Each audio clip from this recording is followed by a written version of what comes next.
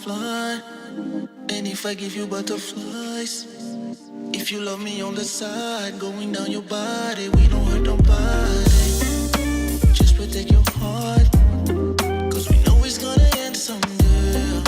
I've loved you for a while, just turn off the light, shut up, hold us.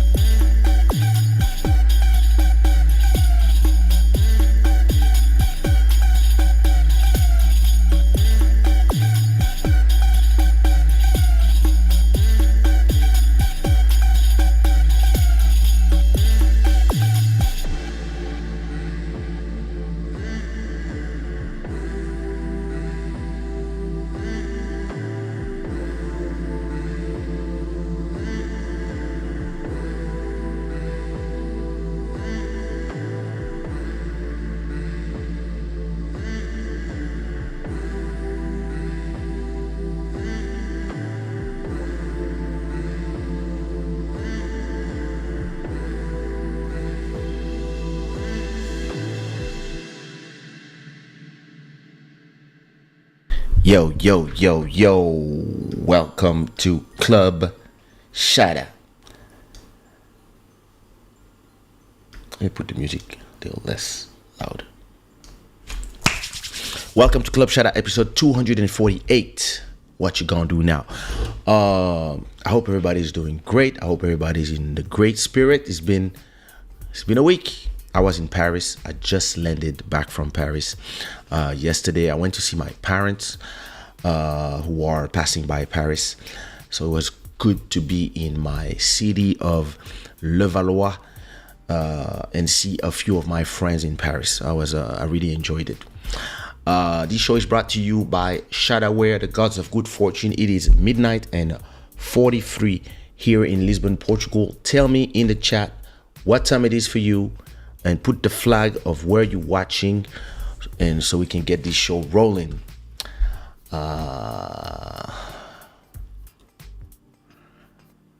And as always, I want to thank all the new subscribers to this channel. I didn't even check my YouTube stats. I was out of working, really just enjoying resting, being with my family.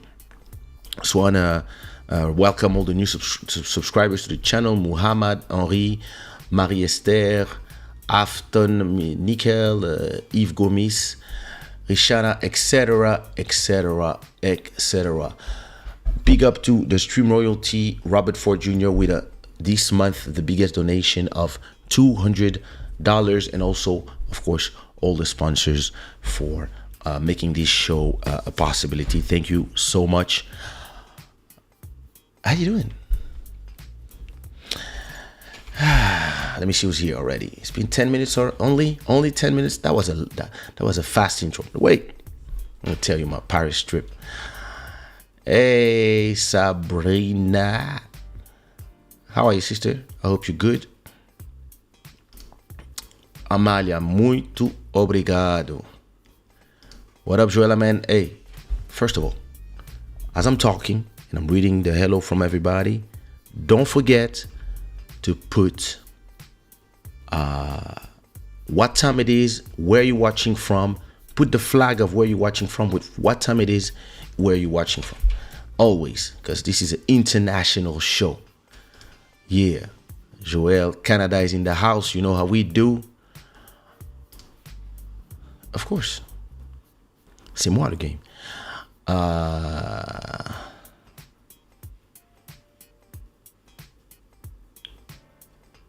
Tropique Prod, t'as pas besoin de poser la même question 3 fois. Hein. C'est quoi le problème des gens? Oh, Philippe Pereira. Boa noite. Yes. Still in Lisbon. 10 years. Been 10 years. I celebrated 10 years in Lisbon in May. And I'm about to buy an apartment. So I'm not leaving anytime soon. My kid is learning lessons here. I'm about to find her a school where she's gonna be in my neighborhood.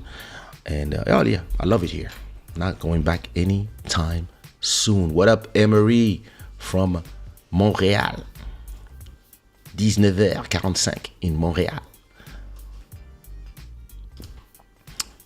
7:45 p.m. in where's that?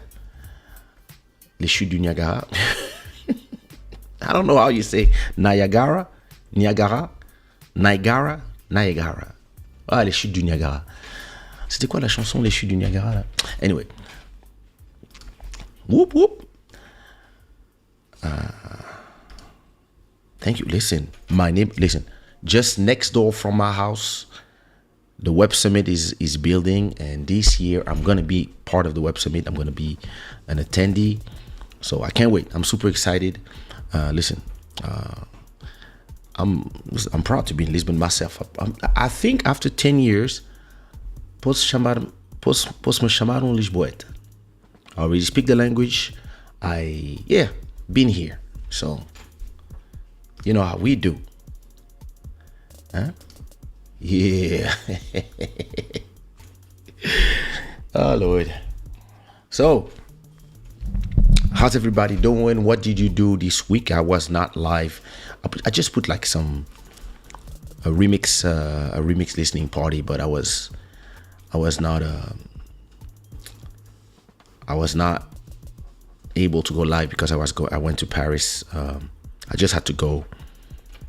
I was supposed to go later, but I had to go earlier to see my parents. Oi, oi, oi, oi, oi, oi, oi. Malcolm Beats, what it do? So went in Paris. You know, I mean, I used to absolutely love Paris. I arrived there when I was 7. I grew up there.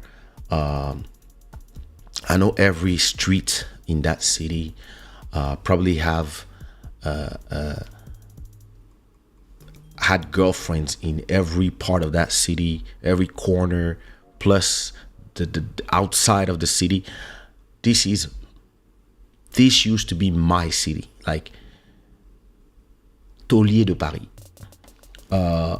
Fell out of love because multiple reasons that I probably talked about in other episodes.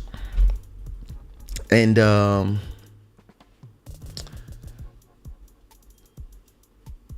you know, Paris is amazing as a tourist. When you come here for 3 days, you take your hotel, you there, you know, you go see the parents, and then you just go to the restaurant with some of your friends. And yeah, it was cool to me. Actually, it's a beautiful city. When I left, I stopped loving the people. And I mean, TV, like the media there is super anxious. How you say that? It gives you a lot of anxiety. French politics as well. So at a point I was just like, yeah, I'm done here. But I had come as a tourist. I was in the metro the other time. You know, when I come as a tourist, I go to the metro, I go to cafes, I go to nice restaurants. So yeah, I would say that Paris is super enjoyable from the viewpoint of being comfortable in life and coming for a few days. I don't know if I could go back and live in Paris because life in Portugal is, the quality of life is so much better. I live in a neighborhood called Parque das Nações in Portugal. This is like it's really in front of the water. I'm like 500 meters from the water, not even 300 meters from the water. I have everything around me, cinemas, shopping. It's a great neighborhood. People are great. Safety is amazing. Even if the prices have been going up the last 10 years, when I arrived, everything was so cheap. Prices have been going up because everybody is following me now. What I did 10 years ago, now all the Americans, they're running away from the US. We have a big influx of French people, but big influx of Brazilian people, Ukraine, Russia, like Chinese, like a lot of people, especially in my neighborhood. Every rich neighborhood, there's a lot of people. So the prices are just shooting up, and the developers are not building apartments fast enough for all these new people. So the city is a little, full of people, and I would say to the detriment of the regular Portuguese people who live here, who a lot of them cannot afford anymore to live in these neighborhoods because the prices are just going up. So a lot of people, if their parents bought like 15 years ago, when it was really a poor country, they're good, and they can even sell the apartments for a huge price and then get a big house further away if they want. So one of my only, I would say, regret would be that I didn't buy a place when it really was cheap. And it's not my fault. I really wanted to, but it's really a problem with French banks. Like, when I arrived and I was like, "Yo, I want to buy this place. I have this amount. I think I had half of the money. I just needed the other half from the bank, and I would have reimbursed everything in 10 years. It may be even less. I think I could reimburse everything in 5 years. But they were like, "Oh no, the place has to be in France." I was like, I thought, what about your whole Europe bullshit? No, I was like, oh. But I didn't know how it worked. Like, I should have went to a Portuguese bank that also has ties in France, brought all my thing. Like, at that time I could have, especially if I came with fresh money. And I had just made a lot of money from l'EDS project. Sorry.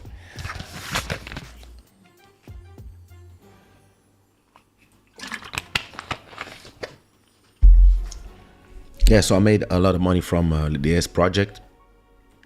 So I was just able to buy something in Oeiras, where I was. The only thing too was that my first apartment, which was amazing, huge terrace, penthouse, seafront, but only had one bedroom. If I bought that one, I would have had to sacrifice maybe half of the terrace. It was 100 meters square, so I didn't mind, like, just removing the size of the terrace to maybe turn it into a 3-bedroom apartment. But it would have cost me another 50K probably just to do all these work. So I didn't buy it. That apartment is probably cost way more now because the market is saturated.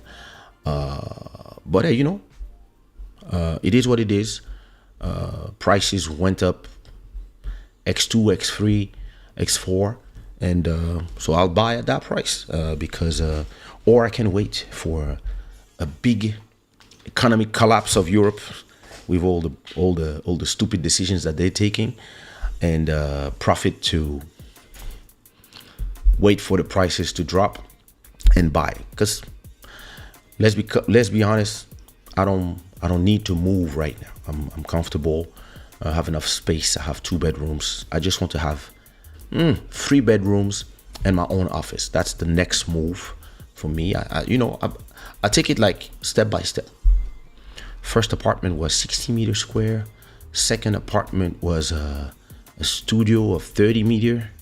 Third apartment in Paris, Pré Saint-Gervais, was 50 meters square. Now I'm at 90 meters square. And the next one, 150 or 200. Perfect. It's just, life choices. When you are a little more sedentary and you move less, you start thinking about those things. Anyway, Paris was beautiful. I went to Châtelet. I went to the places the bars where I go with my homies. I saw Elisio. I saw Audran, Faisal.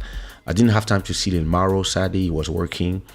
I didn't have time to see Sumia, my parents. I seen a few of my friends, Sophie, Isabelle, and I passed in front of the Musée du Louvre, La Concorde, Champs-Élysées, and of course, like the city where my parents live. Oh, Sabrenazik love, thank you so much for a 10. What is it? Is it 10 euro? A 10 euro super chat. Thank you so much for your donation to the show. Hey, it is merci. So as I was saying, as I was going from my parents' hotel to my hotel, which was really, I had to cross Le Valois by foot. It was like 10 minutes walking. And I was like, this is really a beautiful city. Like, I really loved the ambience of Le Valois. I always loved that city. Like, the 2 cities I really love are Le Valois, where my parents had their apartments, and Le Pré Saint-Gervais, where I lived for 7 years. That was the last address I had in Paris. those two cities I really love for two different reasons, of course. But Levallois is really a beautiful city. It's like I was walking, I was like, wow, this is really like, you know.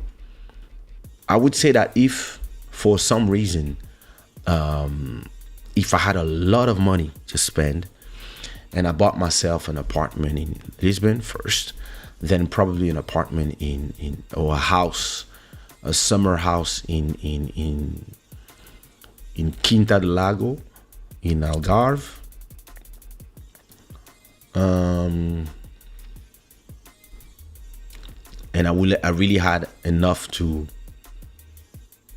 buy a third one, even if, I mean, I don't know, because when you have a certain amount of money, you can just rent a place, because having a lot of places, that's a lot of money you have to spend every month. But if I had to buy a third one, or maybe if I bought a third one for me, but I put it in the name of my parents, for example, and I let my parents be in there, I would buy in Levallois, that's for sure, because that's really a beautiful place. So yeah, Paris was cool. Just arrived yesterday. I arrived yesterday at 11 p.m. and this morning I went to the hospital to do some just, basic check-in, because 48 time to start doing the yearly check-in. So today in the morning, so I went without eating, drinking. I went to take some blood samples, and yeah, after that I was not tired, but then I went to IKEA because I really need to replace some furniture in the house, some stuff that is broken. And I went to eat some of those nice IKEA hot dogs, and then as I got home by, I would say 6 p.m., 7 p.m., then I really started feeling tired. I was really tired. And I've been sleeping until probably 11 p.m.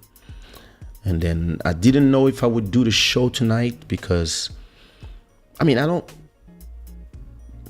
know when they take blood, you get tired, but for some reason I was just really tired. And my wife was like, yeah, just get some sleep, rest, don't do your show. And I was like, no, listen, I think I can do the show, and then after that go straight to sleep and really rest, because I've been really sleeping for the last 2-3 hours. So I'm fresh. Went, took a shower. Now I'm ready to roll.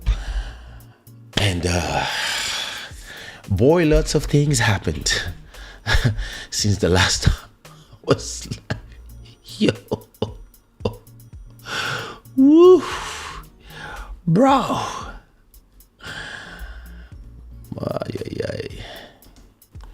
Do you plan to move to DRC someday? No, I don't think so. I don't have. I would say that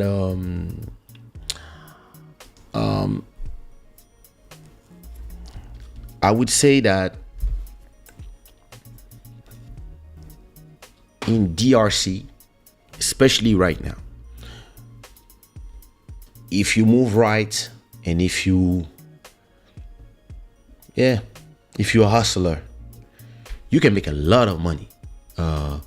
You can really make a lot of money, and you can get a great house, people that work for you, a gardener, a cook, etc., and have a decent life.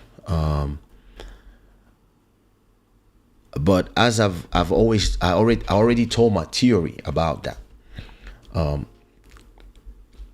really believe that when you've been somewhere for long enough, and depending on who you hang out with, right? Some people, they live in France, and they are Congolese of origins, or they still have Congolese papers, and they only hang out in Strasbourg-Saint-Denis, in Château Rouge, and they only hang out with Congolese people, or in Brussels, they only go to Matongé, and they only go with the Congolese crowds. They only have Congolese girlfriends, boyfriends, and they speak Lingala all the time, etc., etc. And they actually keep their culture impermeable from the new culture. So they're in France, and maybe at a point they never get their French papers, like my parents, but then their kids, they are born in France. And so these kids, what up, Prince Kamit? These kids, what up, respect ALC. So these kids born in France, they are the ones that have the mixed culture. And a lot of them, if they stay in the Congolese circle, their parents only speak to them in Lingala. With their friends, they only speak in Lingala or Swahili or Chiluba or Kikongo.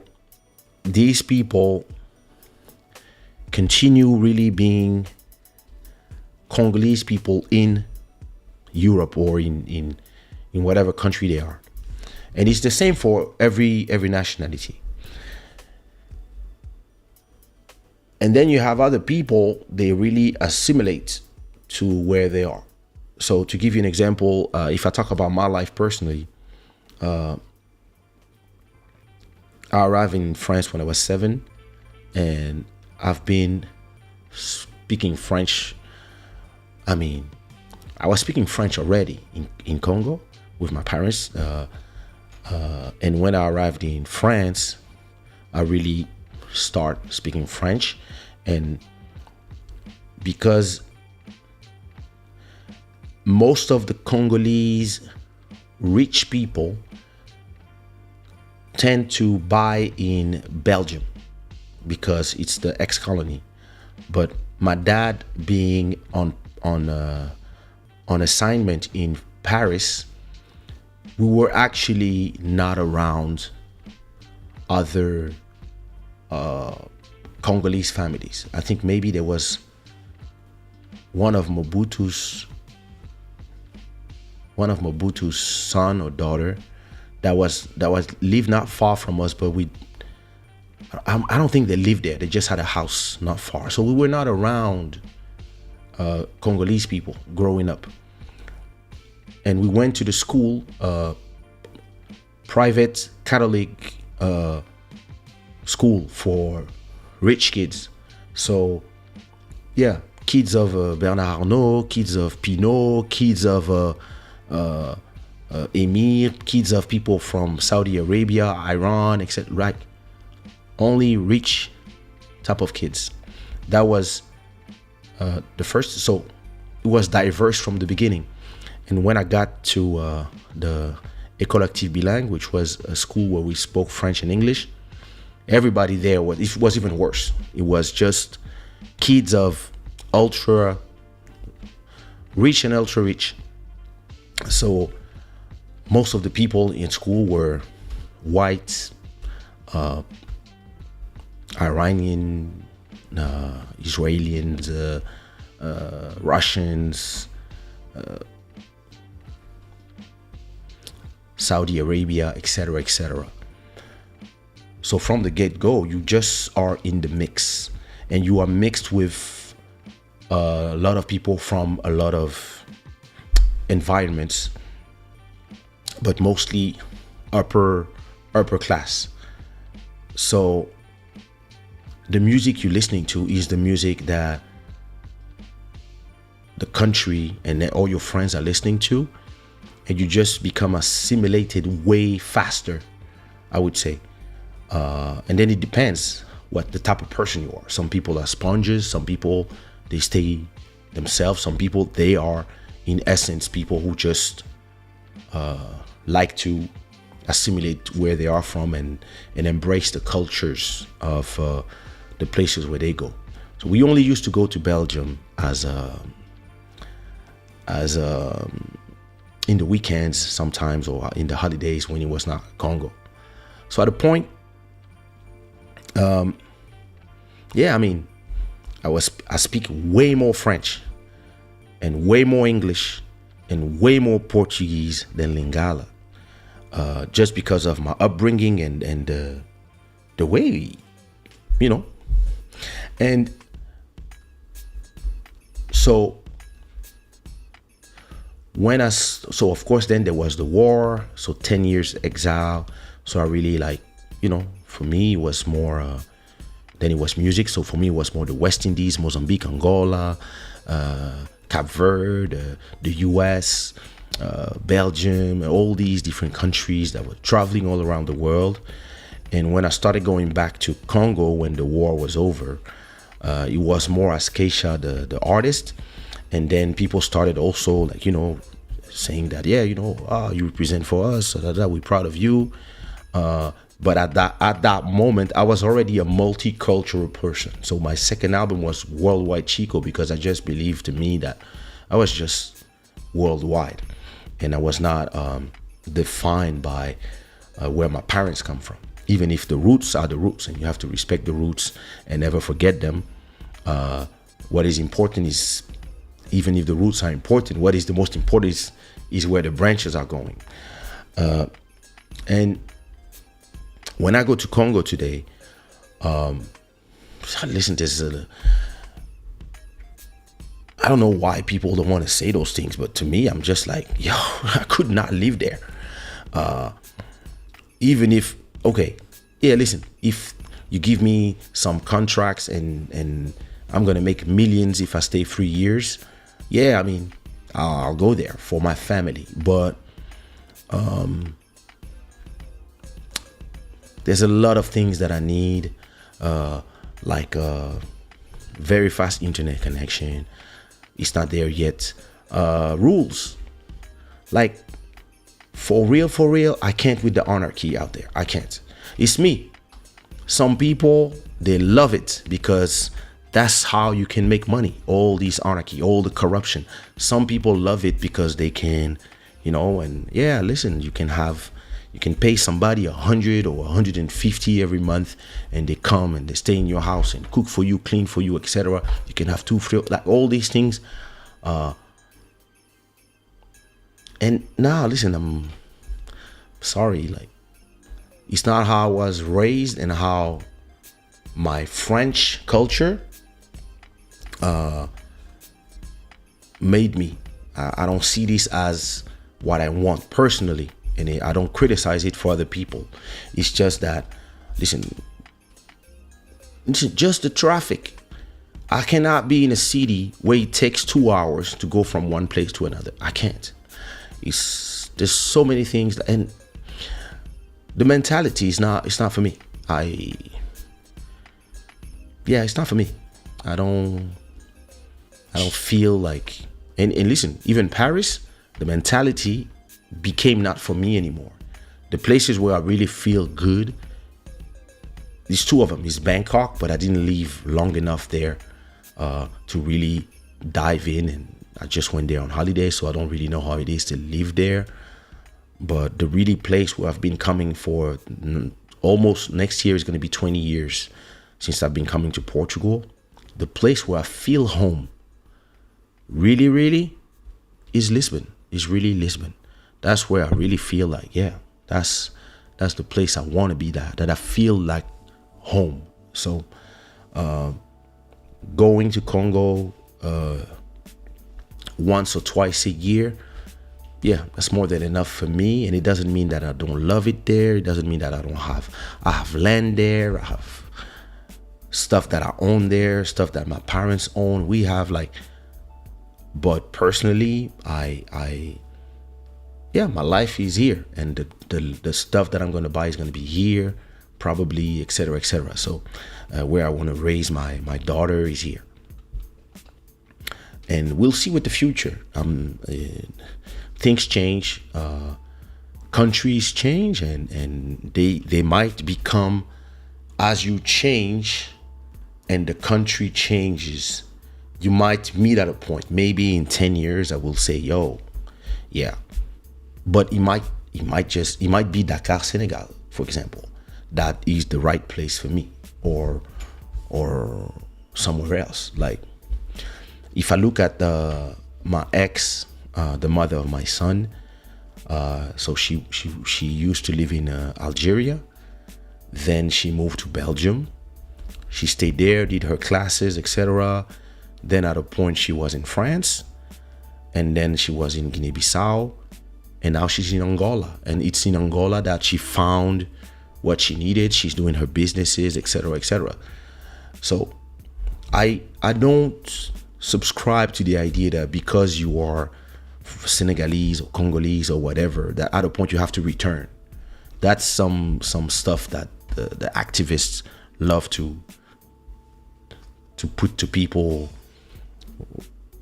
Yeah, some people, yeah, they need that connection to the continent, go back and do things. Some people don't, and I respect both people. That was a long answer to just say no.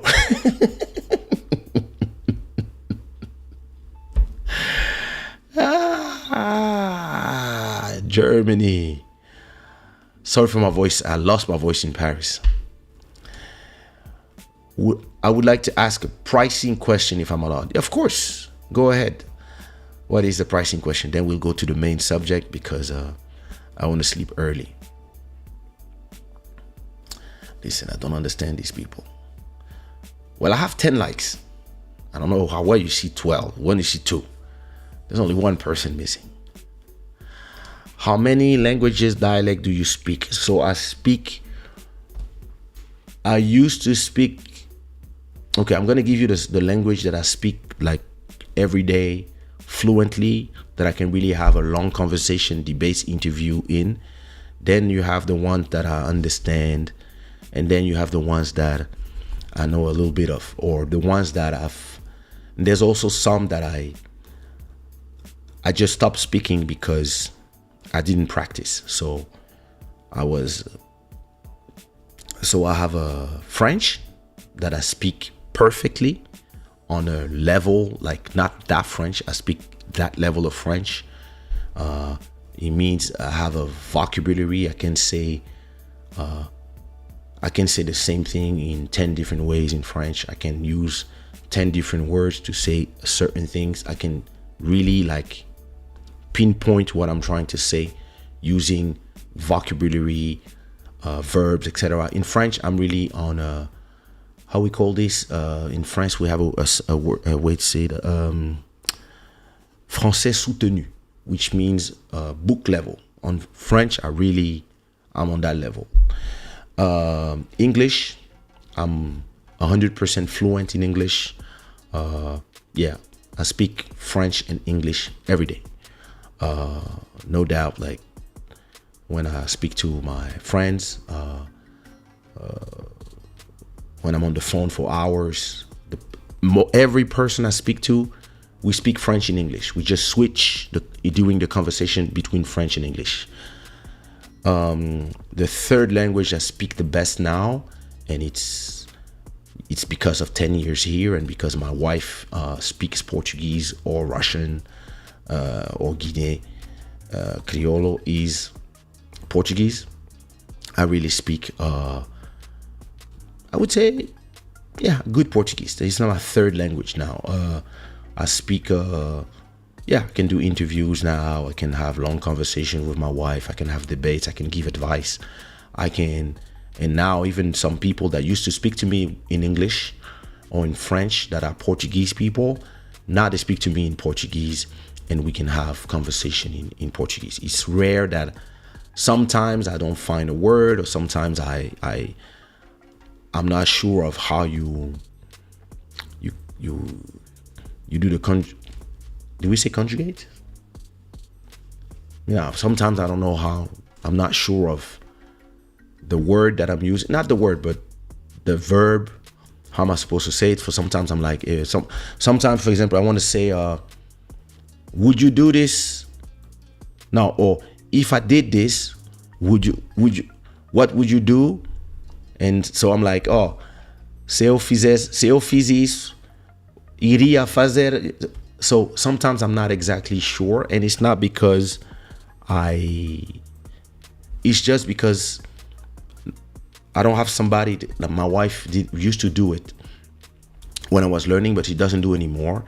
But if I had somebody correct me every time I do a mistake, my brain will just update. At a point, I'm good. And sometimes when I talk to people, I'm gonna ask them questions like, "Hey, why do you say arroz?"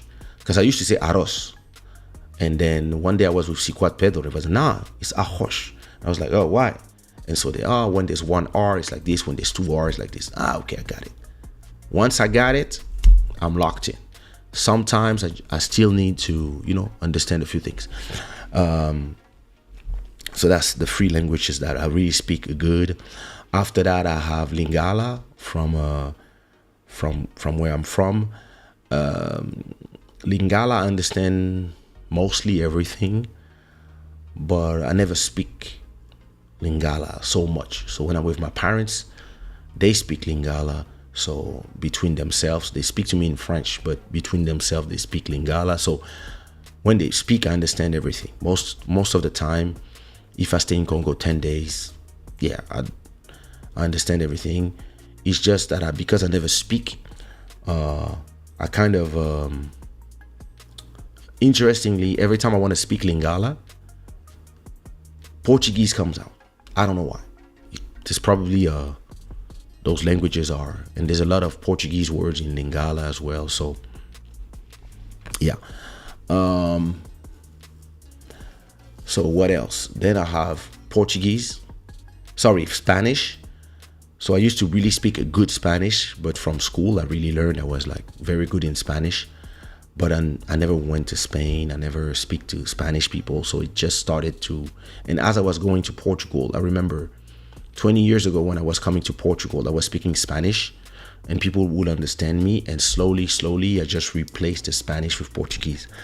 So speak Spanish, but then you have all the Creoles that I've been hearing as I travel. So Creole from Guinea. The mother of my two kids are from Guinea-Bissau, so I've been hearing that language for 20 years now, if not more. So when people speak Criollo, I understand mostly everything they say. Same thing for Creole from Martinique and Guadeloupe. I also understand everything people say, and if there's stuff that I don't understand, my brains can make the link. Creole from Cape Verde, same thing. I think just by traveling, meeting people, hearing people, I can understand quite everything. And Haitian Creole, a little bit as well. Just because they have a link with French or Portuguese or another language that I speak good, it's not hard for me to understand the other things. So if somebody speaks to me in Spanish, I will understand. If somebody speaks to me in Italian, I will also understand, just because they are based on the same language, same Roman language as French. And also, if somebody speaks Italian to me, I can read and understand, just because it will look like Portuguese or French, and I would be able to just say, okay, this must mean that. So yeah, that's everything I speak for now, until I learn some other stuff. This became a Q&A. I like it. Go ahead.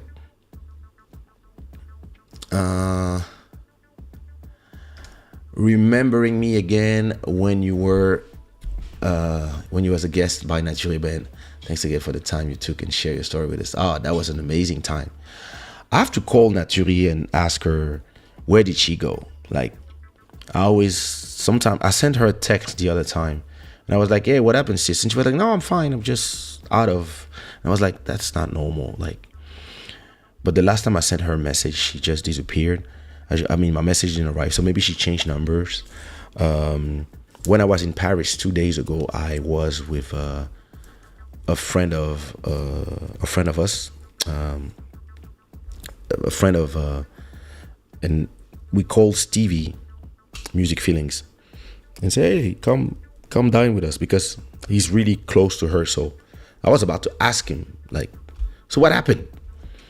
Or maybe tell him, hey, tell her to come. Let's just have a dinner together, like, because I never met her in real life, and I would love to, understand what happened with the whole YouTube things. And so maybe she just got tired, or maybe she got a victim of all these social media censorship. I don't know. But one day I will ask her. But listen, those 2 lives were the longest lives I ever did. I think I did 9 hours or 8 hours in the Nature Band live, and I did another I think I did 8 hours on mine. After that, I had to sleep for days. Like, I was tired. Now I'm not sure, because now it's sad because her whole channel disappeared. My show in her channel also disappeared. I know I have in my channel, you can find all the, let me see if it's, I think I put them in my channel. Let me go on YouTube. Kaysha Naturi.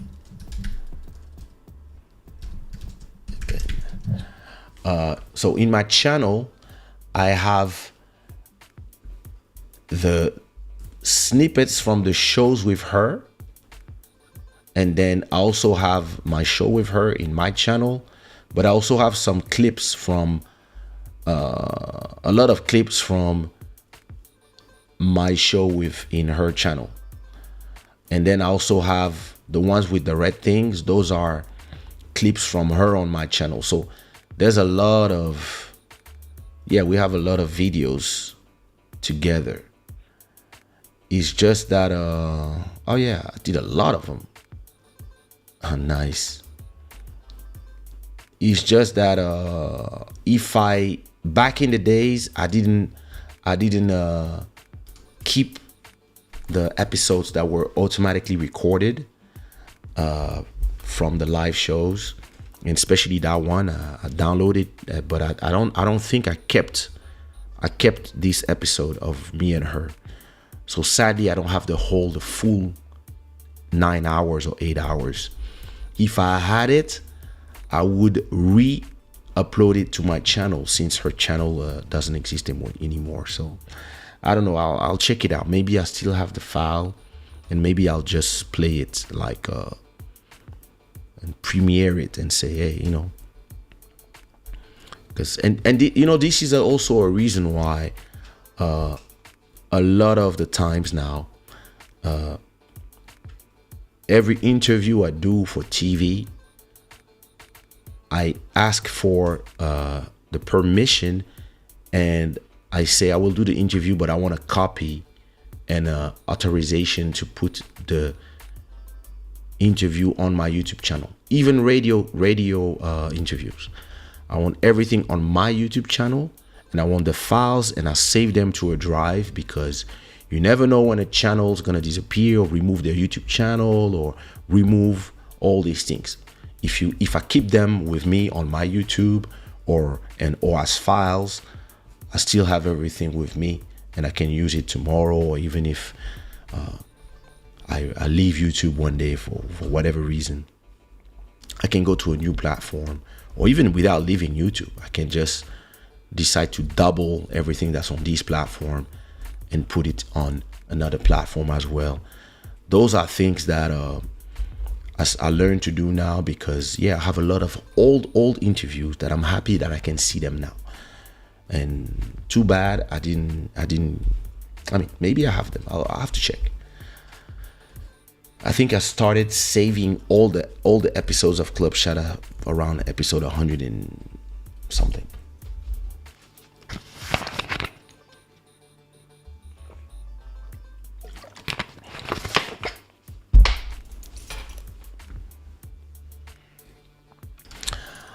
how much would you sell a beat to a famous singer, and how much for someone like me? My price for selling a beat is 2005, and I would sell it probably, if it's the guy is famous, I would not sell it to him. I would probably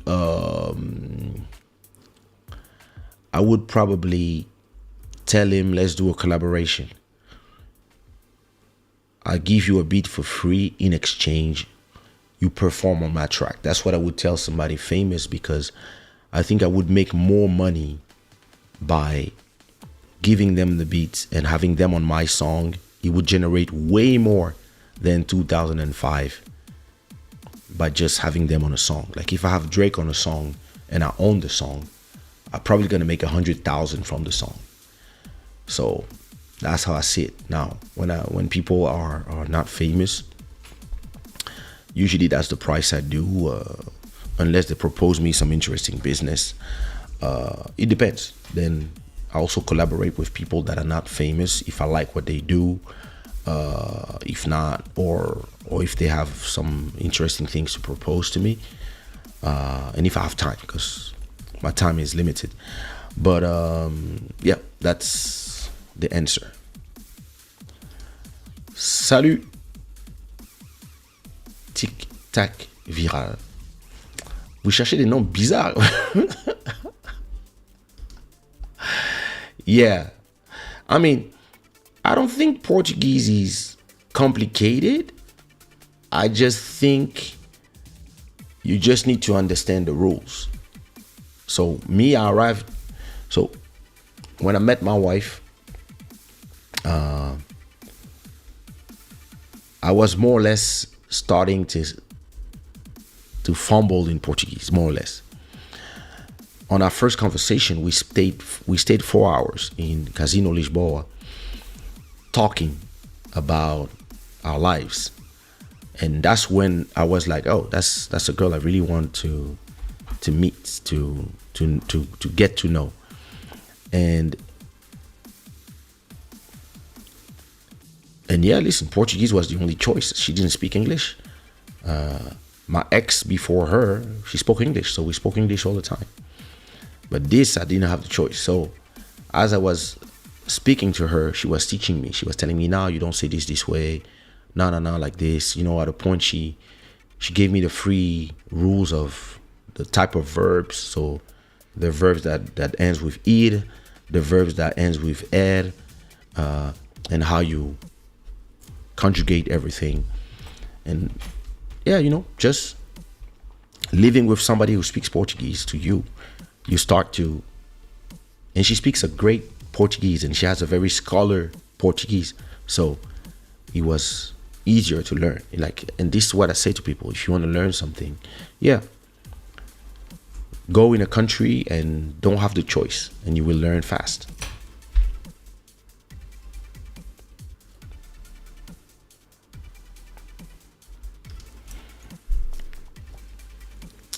Yeah.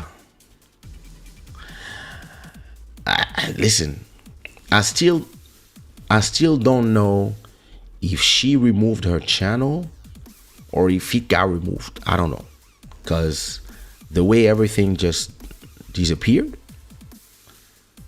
I mean, it's possible. Maybe she just deleted everything, but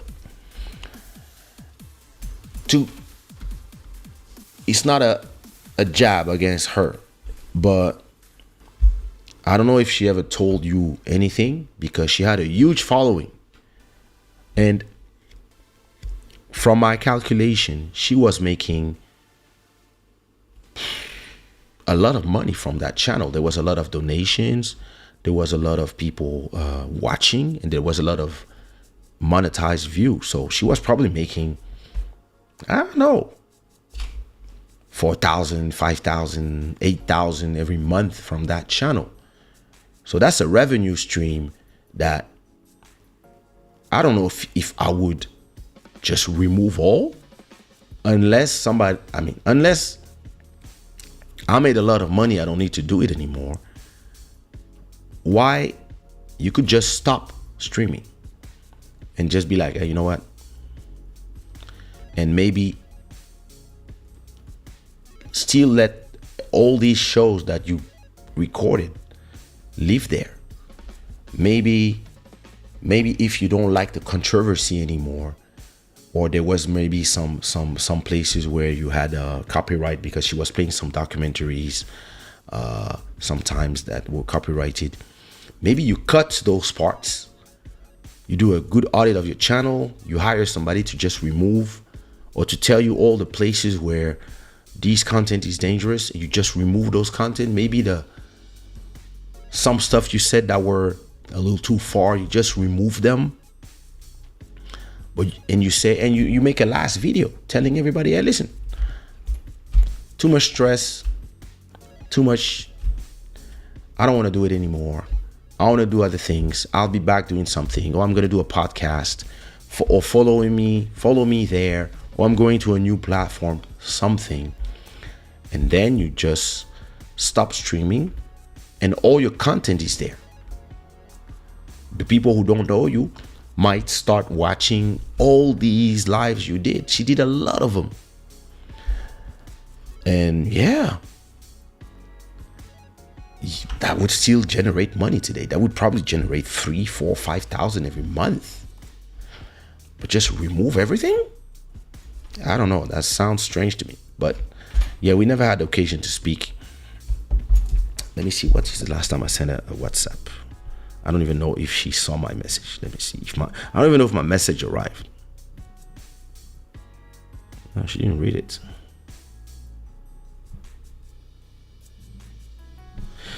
Listen, I don't know if she has the same number. I will ask Stevie. Let me ask Stevie now. Let me ask him. Stevie Music Feeling, yeah. But Stevie is like, he doesn't tell me exactly. Yo, what up, bro? Dis-moi, Nature, il va bien? Qu'est-ce qu'elle devient? Qu'est-ce qu'elle fait? There you go. If he's online, he will reply. What was the last time he was online? 8 p.m. He's probably sleeping. He'll tell me. Let me be polite. Et toi, comment tu vas? T'es à Douala ou tu es rentré à Paris? Moi, je viens de rentrer à Lisbonne. Bon, on se check, on se parle demain. On s'appelle. Bisous. The internet made me not polite.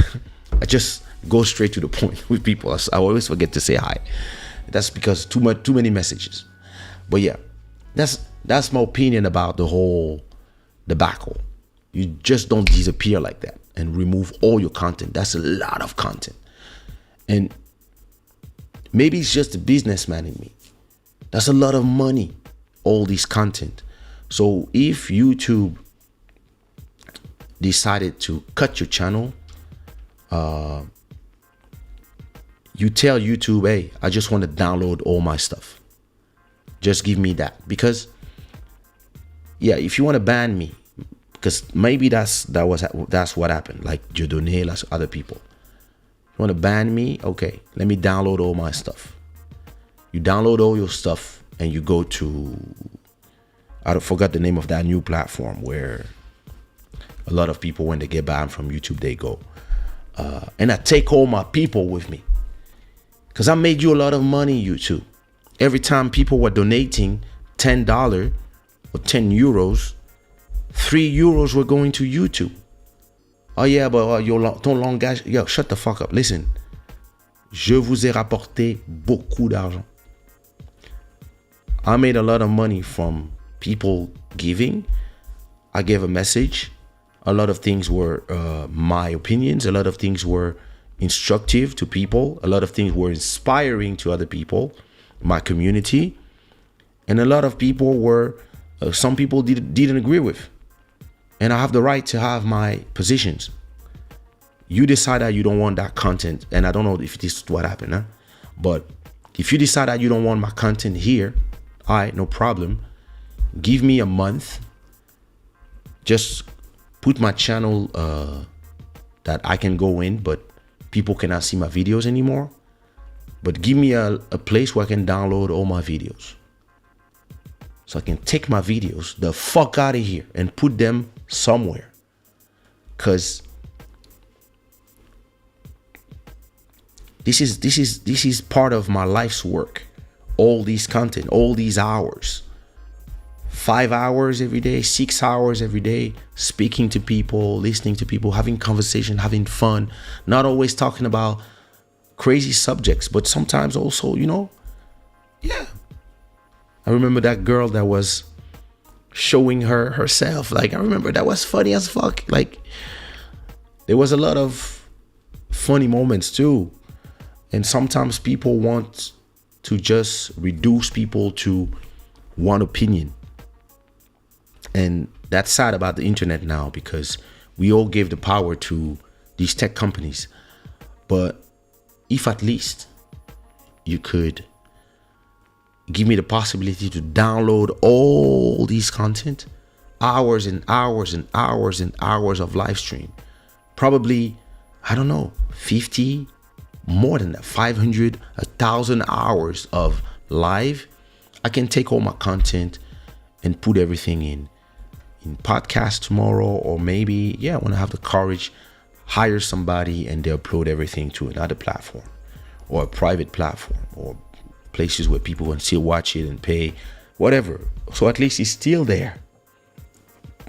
But listen, whenever I meet her in real, that's a conversation I will have with her and ask her all this. And maybe I will give her the permission to give you all that information, because I really feel like everybody got lost in the process. Oh yeah, he knows. But you know what? I know he knows, but I also know that he doesn't want to tell me. Because, I understand, he respects his sister. Maybe she told him, hey, but one day I'll sit down with her. A long time ago, Love the Tour was the soundtrack of my first love. Oh, she spoke French. So it was, that's beautiful. That's so cute. I love the fact that a lot of people grew up on my songs now. A lot of people grew up or had history with some of my songs. So that's beautiful. All right, listen. This intro has been long. Let me talk to you about, because I can feel my voice is starting to leave me.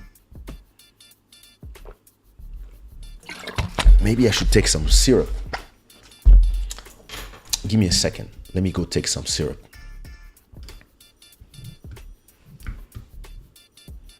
Give me just a second.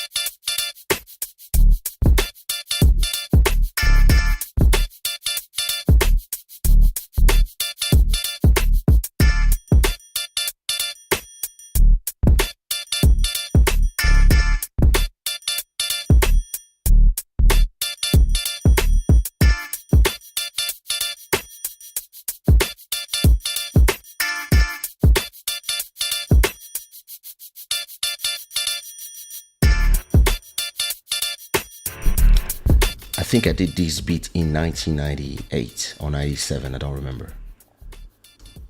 I love this beat. All right. So I was saying, let's go and talk about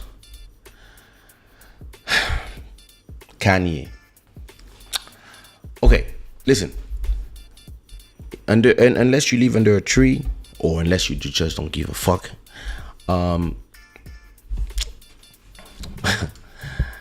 Kanye has been doing everything to be cancelled. Everything. Oh, Prince Kamit. Thank you so much. Merci Mingi for the super chat. So listen, it's very interesting what is going on with Kanye. I believe that listen, I don't know. And I'm not really here to I'm not really here to comment about the whole Kanye situation. What I'm interested in is,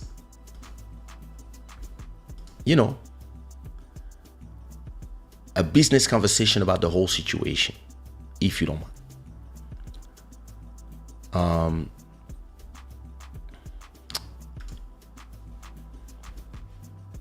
So all these brands are reportedly dropping Ye after his anti-Semitic remarks.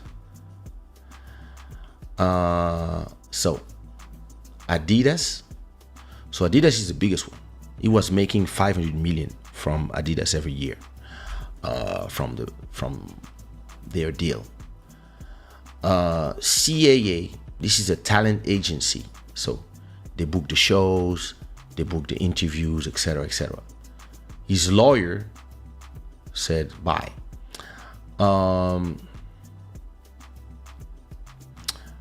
Let me see.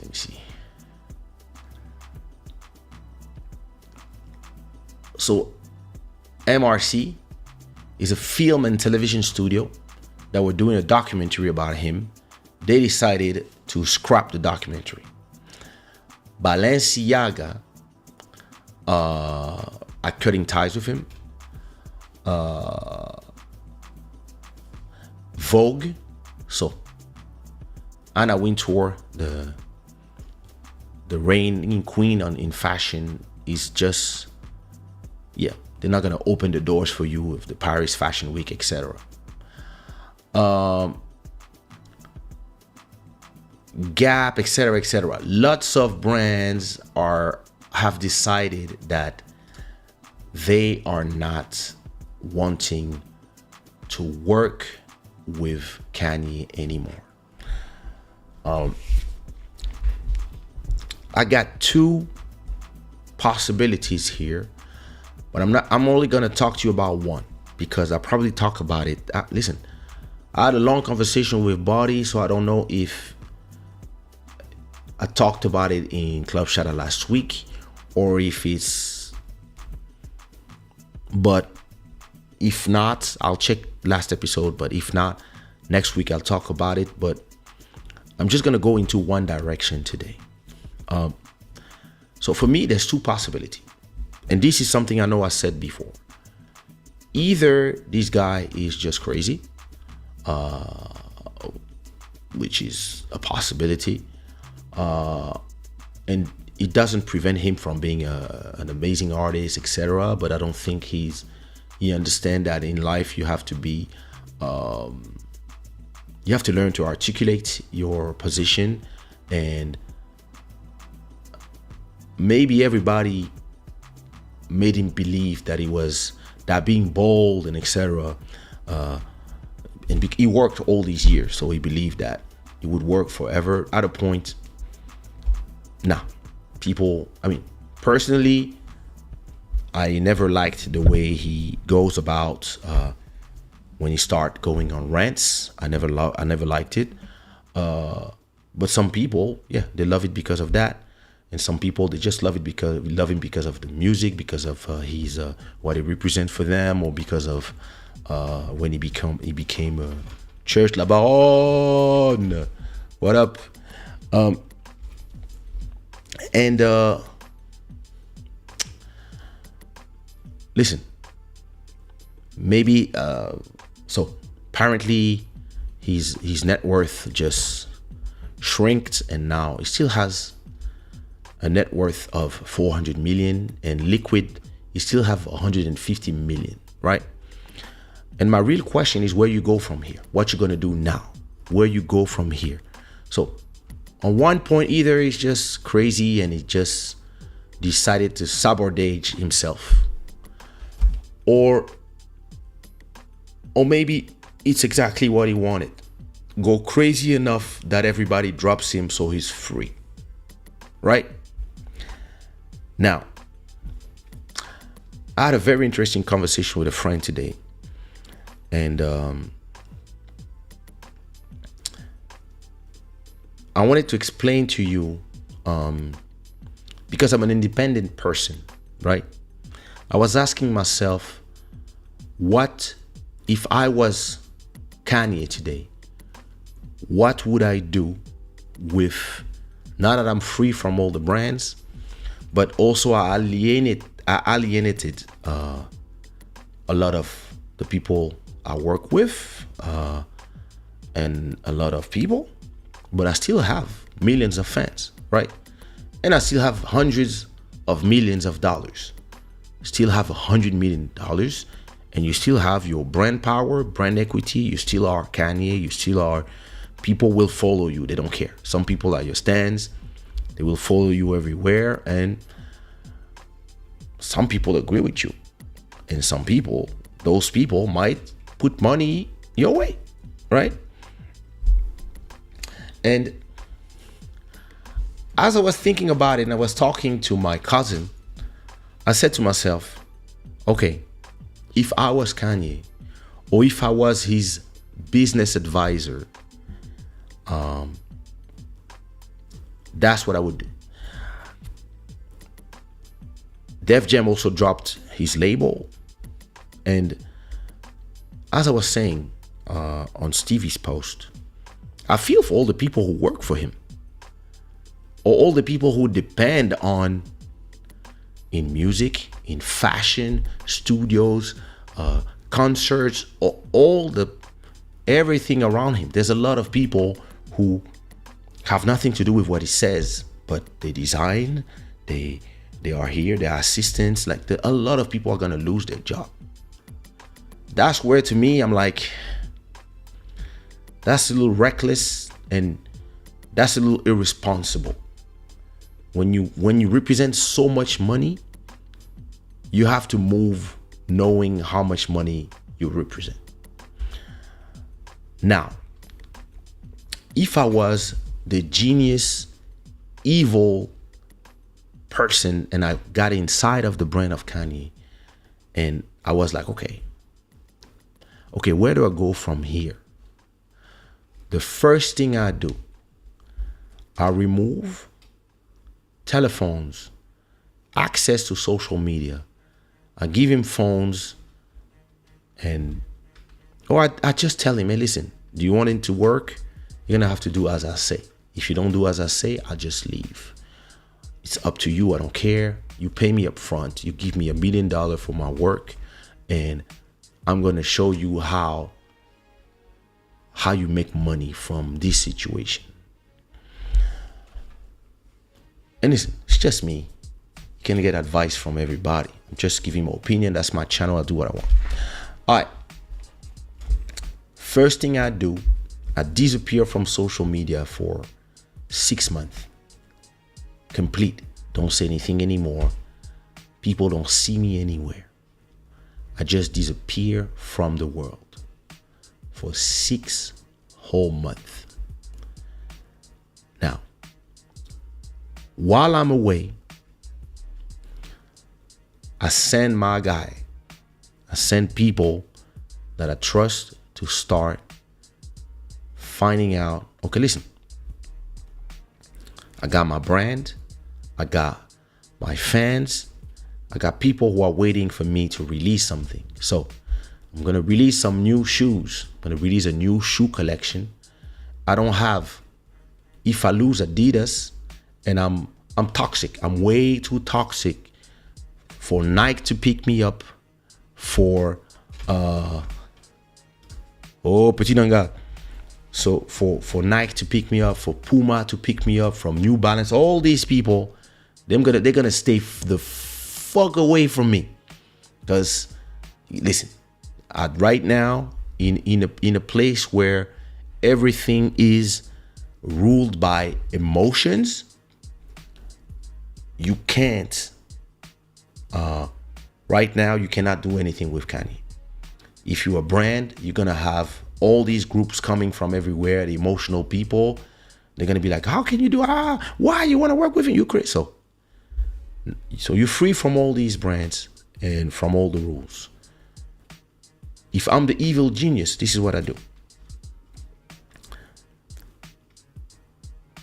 Losing Adidas, you also lose the manufacturing, right? Because they build the shoes for you. So they have this power to build all these shoes. But they also have the distribution network to put your shoes everywhere, right?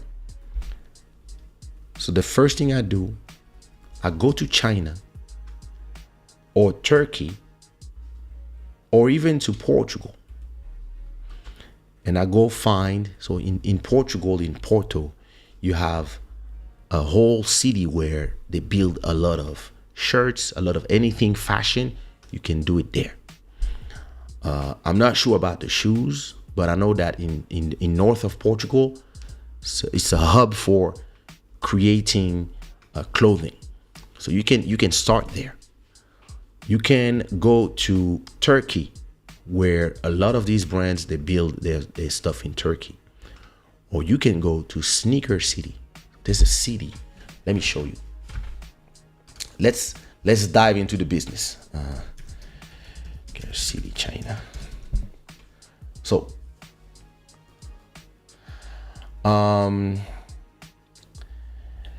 it's a place called Xinjiang, I think. Yes, let me see. Is it the name? Xinjiang. Let me see. Oh wait, Xinjiang, China. All right. Let me see. There it is. Boom. Not far from Quanzhou. There's this place in China called. That's the place. Here, Xinjiang. And in that city, that's where all the fake sneakers, that's where it's called a sneaker city.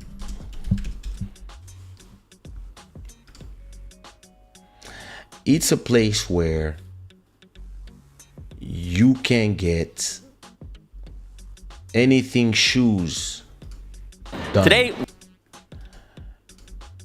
you have a lot of stores. You have to check this video from Strange Parts. Put the link in the chat. This is where you can find places where people manufacture sneakers. You can get a bunch of sneakers done, and the whole city is about making shoes. So you go there, you find somebody and you tell them, hey, can you make me 1 million shoes? Right? Once you have that place, now you have your factory, you can create. So you can go to China, Sneaker City. The problem with Sneaker City is if you ask them for 1 million shoes, they will probably do 3 million. and there's gonna be 2 million real fake ones out there in the world. But hey, up to you to understand how to manufacture it, etc. You can also do them, as I told you, Turkey, Portugal. You can set up your own factory. With all these money, if you really want to be by yourself, you can. Yeah, you might not be that worldwide global brand from the get-go, but you can start from zero. I did that.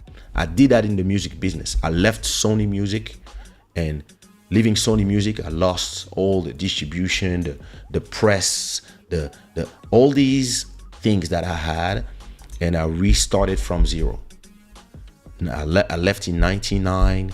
Took me 99, 2000, 2001 to release one compilation to say, hey, I'm still here. One hit. 2002, 2003, It's a Love.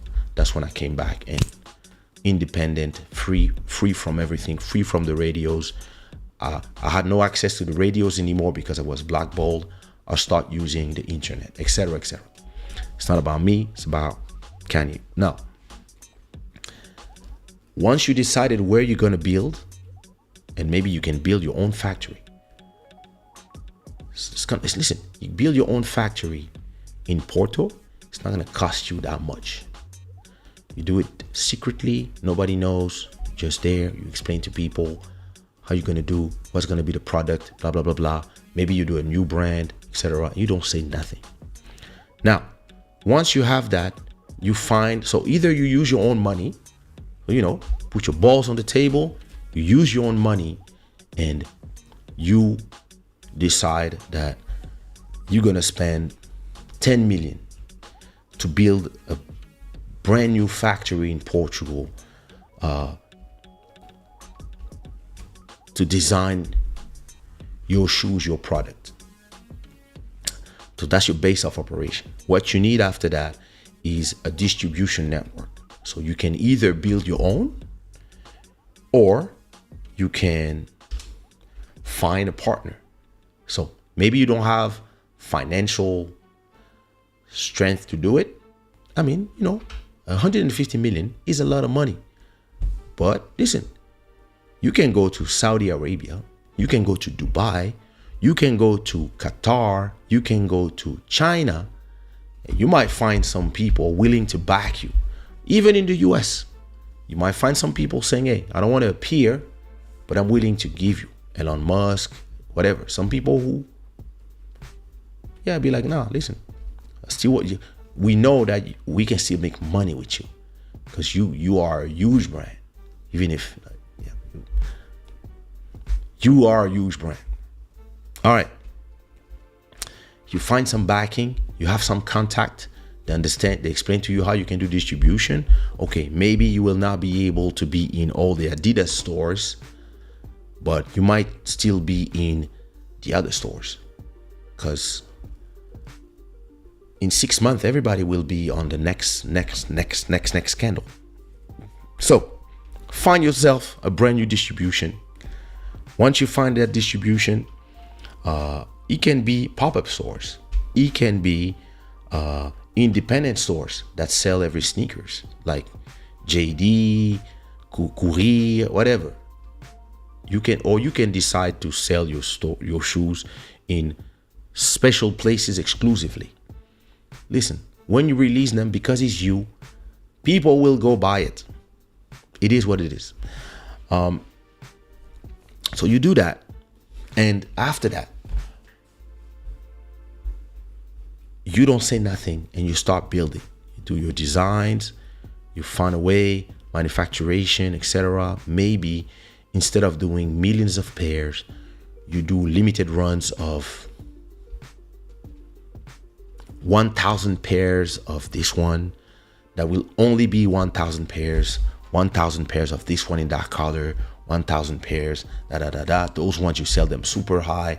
Then you have the ones that you try to do a lot, but maybe not 1 million pairs, maybe 100,000 pairs for the first run of your new collection, and you go from here, right?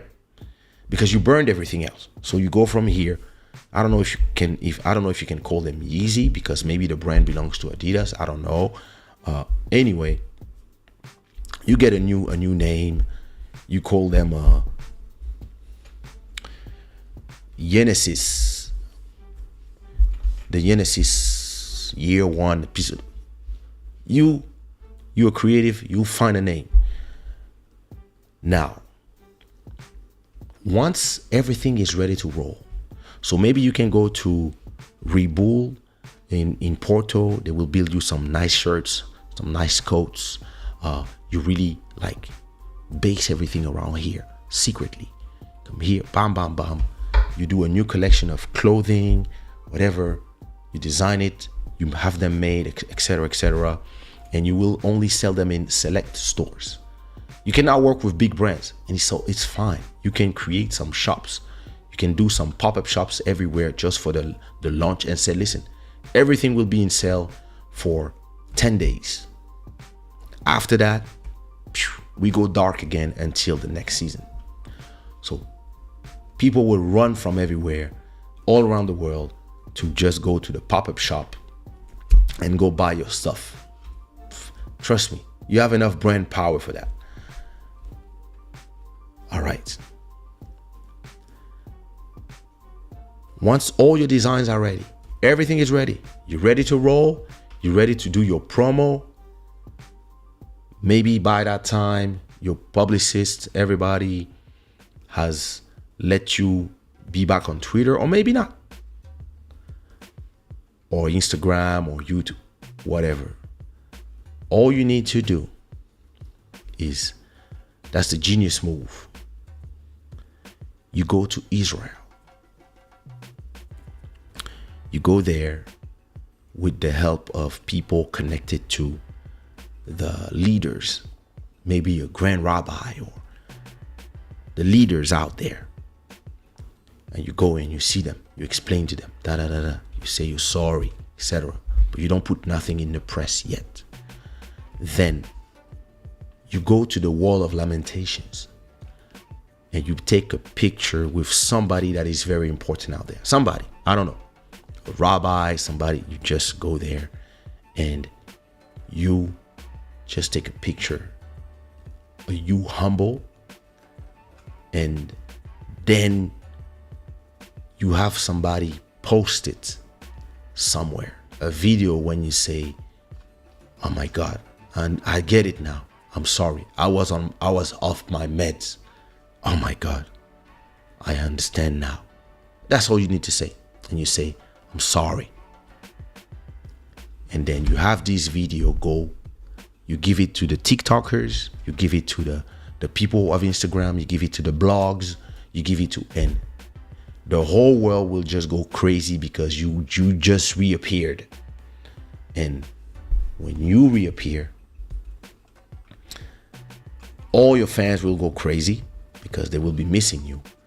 And you do exactly what you did when you came back from Africa with that video. And everybody was like, he's back. That's when you insulted black people. All right. You do this, and listen, some people will still be pissed at you. Some people who felt insulted by what you said will continue to be pissed at you, but half of them, or maybe all of their kids, will be ready to buy your shoe. So you just say, I'm sorry, and that's it. You wait another 2 weeks that it's buzzing. Everybody's, what is in Israel? How is it possible that you let everybody marinate? And then after 2 weeks, you say, Yeez or Ye Nemesis or whatever the brand you find, or listen,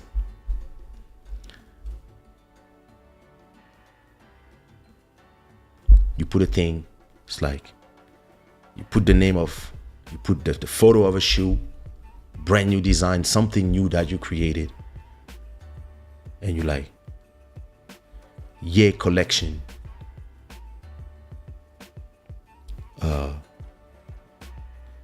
April 9, 2023. That's it. And you put a link, and people, when they go to the link, It will only be the different location, different countries where you can get them, the different cities when you can get them. And you will say limited run from this day to that day. That's it.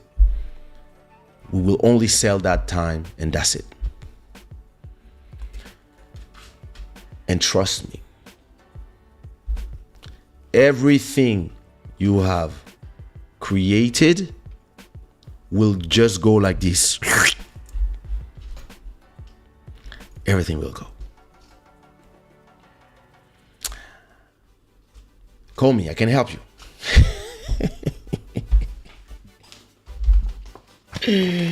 Listen, that's an evil plan. But this type of evil plan, that's what I do. Listen, I did this before. I had an artist, she was from Morocco. I had to sell her to the people from the West Indies. And I had everybody believe she was from the West Indies until it was too late. They already loved her when they said, no, she's from Morocco. What? Too late. Even me. Everybody was thinking I was American or from the West Indies or whatever when Bounce Baby came out in 98. And every time somebody would ask, where you from? I would say, well, I'm from everywhere. Because I understood that at a point you have to trick people. And once they love you, you can say, no, I'm from Congo. It's too late. They love you already. And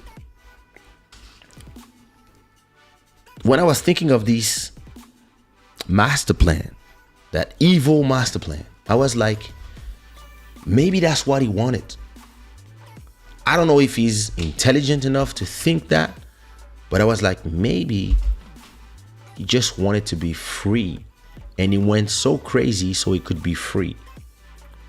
And then now that he's free because everybody dropped him, he's out of all the contracts. He can actually build from zero. And like I always tell you, if you sell 1,000 CDs with Sony Music, you're happy because you're on Sony Music. They will make 92% of the money and give you 8% of the money. So if you sell 100,000 CDs like I did in my first album, you get 8% of that money. So that's 100,000 euros. 8% is 8,000 euros. That's what they will give you after they made. Now they made €1 million, sorry. So from €1 million, they give you 80,000. That's what I received in royalties from my first album. 80,000. When I sold African Bohemian and I make 30,000 copies. So that's 3 times less copies. I made 300,000 because I own 100% of the album. When I did Eligio's first album, we sold 10,000 copies. I made 100,000. So I still made more money from 10,000 CD sales of Eligio's album than 100,000 sales from my album on Sony Music. Why? Because in Sony, I was making 6 to 7%. That was what was in my contract. 6% until 100,000, 7% until 200,000, and over that, 8%. That was the deal. I was so happy to be there that I signed everything. Oh my God, I'm in Sony. That's amazing. When I think about it, I'm like, wait, they sold 100,000 copies of my album. They made $1 million. I made them $1 million. I'm sorry. When I left, I was like, oh, I'm going to build everything from zero and I'm going to own everything. Today, I own all my masters. And they generate every year without doing nothing, 100,000 euros. Just that. That's just like the no shows, not just the masters. In 10 years, it generates €1 million every 10 years. And it's going to continue generating that as long as people are listening on Spotify, on this and that. So there's some virtue, some value in being dropped by everybody if you continues to have the brand power and to have people following you. And he knows that even if he's been insulting them just before, a week before it was the White Lives Matter t-shirt, now that he comes and he can make black people believe that he's being persecuted by the media, by the religious people, by the woke people. He can make people believe that he's being persecuted, and the black people emotionally will respond by, we got you, we want to protect you, you ours. Who do they think they are? And now you release your shoes, they will all go buy it. And if now you make 100% from your shoes, because listen, Adidas took a lot of time to remove him because it's going to cost them a lot of money. He was generating 4 to 8% of their yearly revenue. That's a ton of money that he was generating with his brand in there, right? Now, if he takes his brand out and he's by himself, yeah, maybe he can fuck it up. But if he has somebody smart like me in his team, hopefully he has one, it's actually an opportunity to maybe, if he stop with his megalomania, he can be smaller. And instead of, I don't know how much he gets. So let me look at the numbers. Adidas Yeezys business.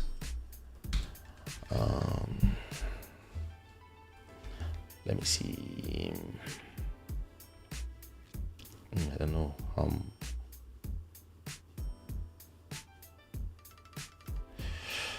How much? I don't know how is the business structure. Revenue. Let me see. They will talk about, okay, they will lose 250 million of profit. They make 600 million. Is a multi-billion-dollar business. Let me see. So that's what that was from before. Kanye West venture is a multi-billion-dollar business and still growing. Can I see Valentina? Boost the value of his music catalog to 110 million. That's not what I'm interested in. It's Yeezy. It's a 3 billion. No, that's Jordan. For the Yeezy venture was expected to top 1.5 billion in 2019.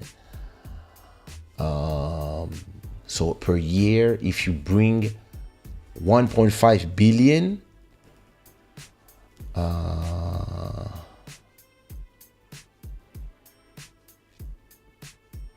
breaking down the deal.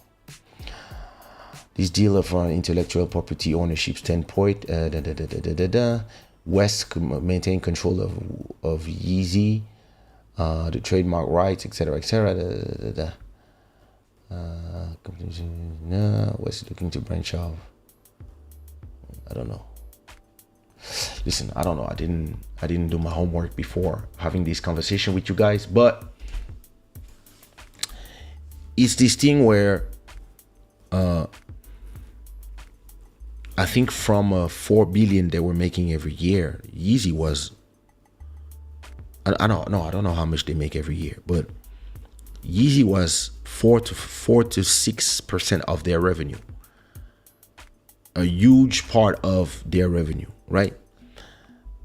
So even alone, even if as an independent you don't sell like multi-millions in every country, in every Adidas store around the world, you can still make a killing independently. Now, if you take the risk yourself, like I did, and you put your own money, you have 150 million, put 20 million in that operation. And yeah, go guerrilla, go social media, use different techniques and maybe smaller teams and etc. And yeah, release those shoes or this fashion thing like this way, like just like a small brand. And oh my god, listen, if you think my move, my evil genius plan is nice, put some unicorns in the chat. Again, this is if it was a genius move. Maybe it's just crazy, or maybe it's both, who knows. I mean, I still believe that, listen, once you fight 20 years to arrive up there with the greats, and you become this fashion powerhouse, everything you dreamed of, and then you fuck it all up for your ego. I mean, up to you to know. You want to be respected, I understand all that stuff, but I mean, you could have done everything in such a better way. But yeah, sometime all these money goes to the head of all these people. What are we gonna do? I don't understand Kanye, amazing artist. He got messed up after his mother's death, and now since he split from Kim, he's even worse than ever. Listen, maybe all this is Pete's dick that is messing with his head. Who knows? Listen, if I was Kim, I'd be like, damn, I have 4 kids with this guy. Like, listen, all these things is you're not even thinking about your kids, yo. Personally, and everybody's different, everybody has their way of doing things. I'm not saying mine is better. Whenever I open my mouth here in national television, in radio, on interviews, Twitter, on social media, I always think before saying anything in a hundredth of a second, I'm gonna think about my mom, my dad's name, my dad's respect, my family, my children. I'm gonna think about it, all of them, before whatever I'm about to say comes out of my mouth. I'm gonna think about all of them, because it's not just, oh, I say what I want and I assume. The things you say can remove the food out of your kid's mouth. Listen, his kids are fine, but emotionally, I'm not gonna put my daughter in this thing where she goes to school and people are insulting her dad or insulting her, or the teachers are looking at her funny. All that stuff.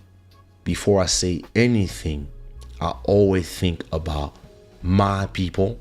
I think about my business. I think about all the people I work with, and I'm not gonna put their money, the food, in the mouth of their kids just because I feel something and I just want to. No, I will think thoroughly of how I'm gonna word things to say the things I want to say without naming anybody, without having a lot of people that have nothing to do with the conversation hurt. And it's something that all you people who've been calling that guy a free thinker, you open the gates for this stupidity. Because he's been doing this for 20 years. And all of you have been saying, he's a free thinker. Yeah, well, there you go, free thinking. But hey, listen. I don't even believe that it has to do with that. Sorry. Look at his documentary on Netflix. It was the same at that time already. It was already like that. Hey, ma stratégie à bango. Me to do what? No, I got my own kids.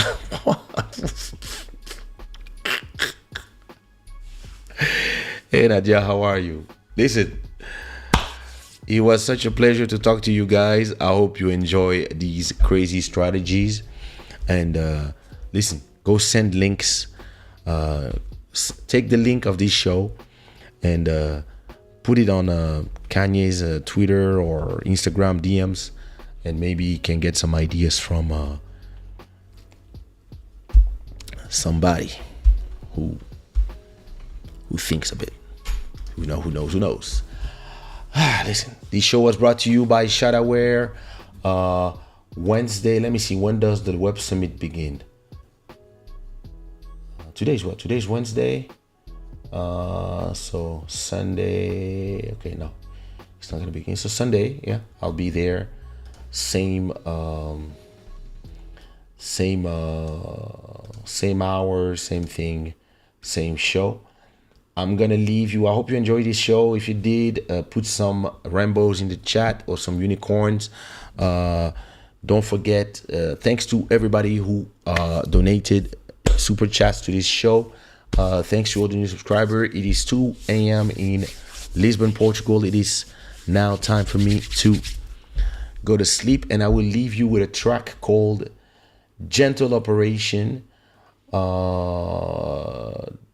from Angel City, which is one of my names. And I will see everybody. It is, boys, you here. I will see everybody Sunday. All right, my voice is leaving me, so listen, I have to go get some sleep. All right, peace.